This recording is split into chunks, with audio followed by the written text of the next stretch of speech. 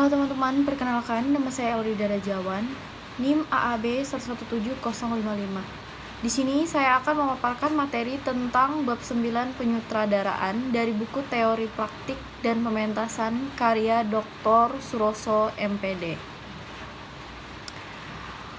Menghadirkan teater ke atas panggung pertunjukan merupakan sebuah kerja sistemik.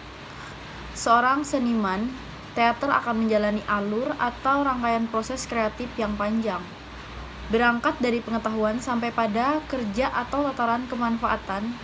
Gagasan estetika yang ditawarkan di atas panggung oleh seniman teater bisa dipertanggungjawabkan dan keberhasilan akan mutu dari pertunjukan dapat terukur. Naskah sebagai karya sastra menciptakan ruang apresiasi yang tidak terbatas. Naskah bisa lahir hanya sebagai bentuk karya sastra yang dibaca sebagai teks sastra atau lahir sebagai sebuah konsep pertunjukan. Jika teater atau pertunjukan berangkat dari naskah, maka seniman teater harus mampu mengenal naskah drama dengan lebih detail, baik dilihat dari konsep, gaya, dan nilai estetis yang terkandung di dalamnya. Memahami gaya naskah pertunjukan.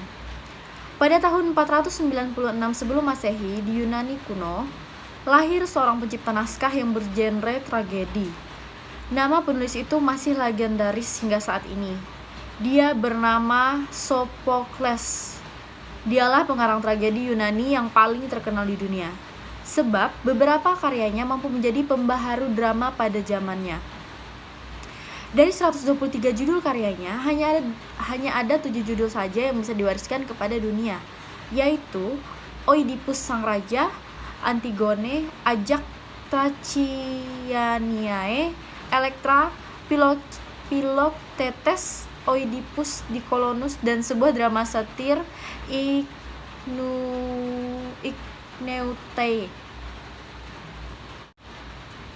Setelah membaca naskah drama tersebut, tentunya akan ada beberapa ciri yang nampak apabila dilihat dari segi bahasa.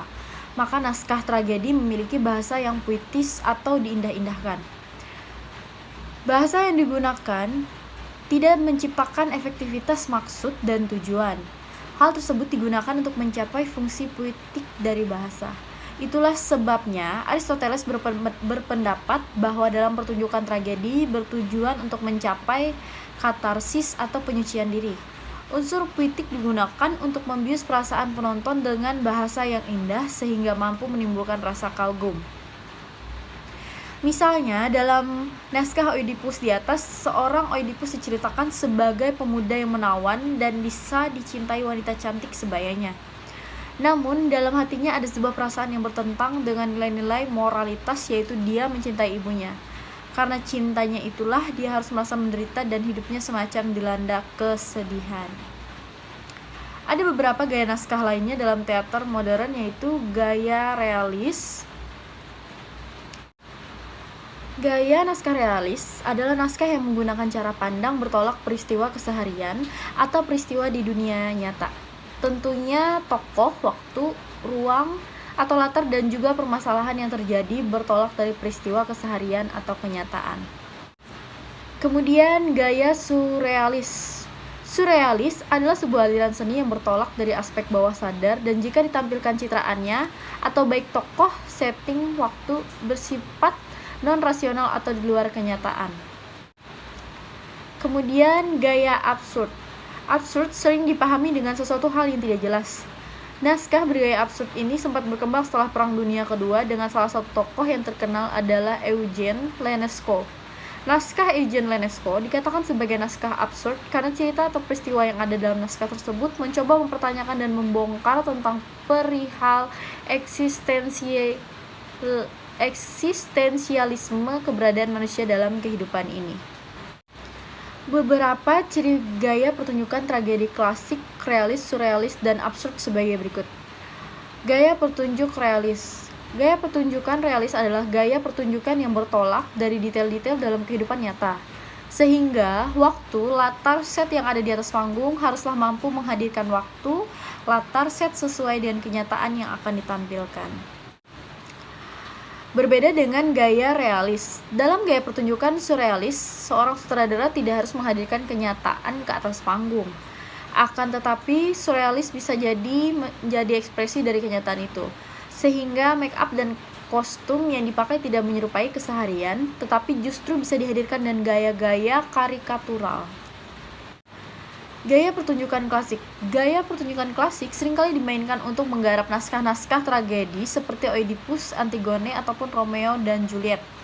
Gaya pemeranan yang digunakan adalah grand style, dan dialog dilantunkan seperti layaknya orang berpuisi.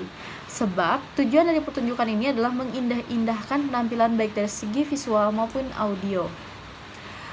Dan kemudian, gaya pertunjukan musikal.